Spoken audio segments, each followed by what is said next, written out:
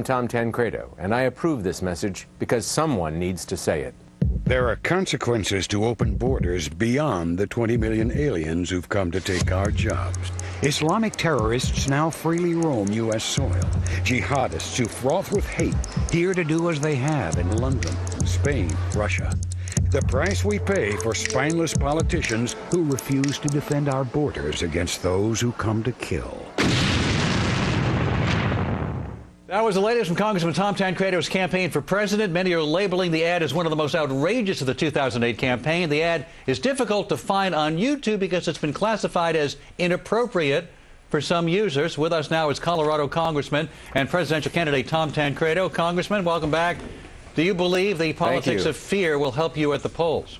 Well, first of all, I didn't know that last part until you just told me about it's difficult to find. I'm sorry to hear that, because every time I see it, which I just sat here and watched, of course, I like it better and better. I'm sure you do. Of course, it's got nothing to do with the politics of fear. You don't think that's instilling fear in people? It's got everything to do with saying what is accurate, what is true, and somebody, as I said at the beginning of this, Alan, somebody has to say it. And by the way, Alan, don't make me mad. I've got quite a temper here. That's very funny. People have to see the last segment. Thank you for tying in the two segments of the show. All right, but look, you can't deny that this is the politics of fear. You're instilling fear. You're saying you better vote for me because otherwise I'm the only guy who can control the border and make sure these horrible people don't come and attack our country. That's the politics of fear. Do you think that there is anything inaccurate in that? Do you think that people are not here? Honestly, you believe there are people not here walking in the streets of America someplace who are bound and determined to actually do what I was just I'm sure there are some, but I think you overstate the case. How many does it take?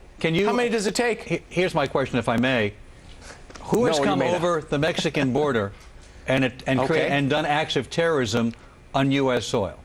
Well, what's that got to do with it? Do you think that because that hasn't happened yet, it won't?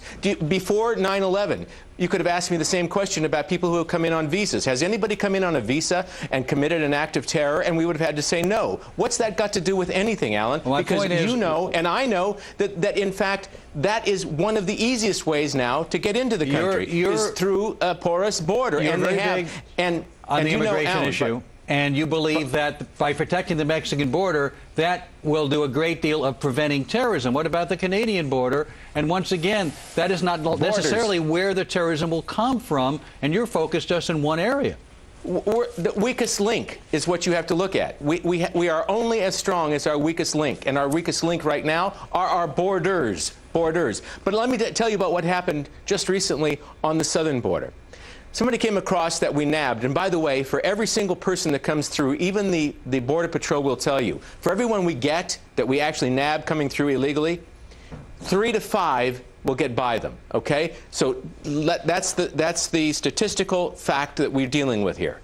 Now, somebody just a little bit ago came through, we got him on the border, turned him over to the FBI, and he was immediately, by the way, sent to Guantanamo because of his history, because of what they knew about him. Do you think he's the only person? We now have testimony from the FBI. We have testimony to the House of Representatives that they have, in fact, arrested several, well, they didn't give us a number, people who came across our southern border and were connected with terrorist organizations. The FBI, 3 or 4 days ago, put out an alert saying that the Al-Qaeda was planning some sort of terrorist attack on malls in Chicago and Los Angeles. I didn't make that up. That came from the FBI. Congressman, those that support open borders, they don't understand the vulnerability we have. You're not talking about groups of people. You're talking about our northern border. You're talking about our southern border. And you're talking about a real threat, those that would want that, those that, if they could, would blow up an American city. This seems to be basic to me. This is not the politics of fear. This is the politics of reality. But when you say it, you're attacked for being the messenger here by the open borders crowd out here. The same people that wouldn't let us interrogate, wouldn't let us keep open Guantanamo, don't support the Patriot Act.